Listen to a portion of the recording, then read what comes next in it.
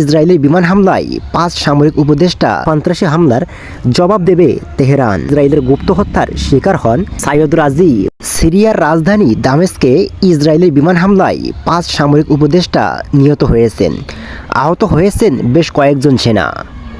এক বিবৃতিতে ইরানের ইসলামী বিপ্লবী গার্ড বাহিনী IRGC এ তথ্য নিশ্চিত করেছে। খবর পার্সুটেড ও বার্তা সংস্থা AFPর। রাজধানীর মোজ্জা এলাকায় একটি 3 তলা বাড়িতে ইসরায়েল এ হামলা চালায়।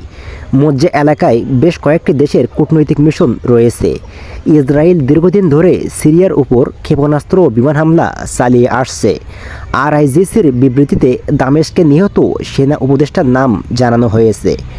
তারা হলেন হাজ্জাতুল্লাহ ওমিদভার, আলী আগাজাদে, হোসাইন মোহাম্মদী, সাইদ করিম এবং মোহাম্মদ আমিন সামাদি।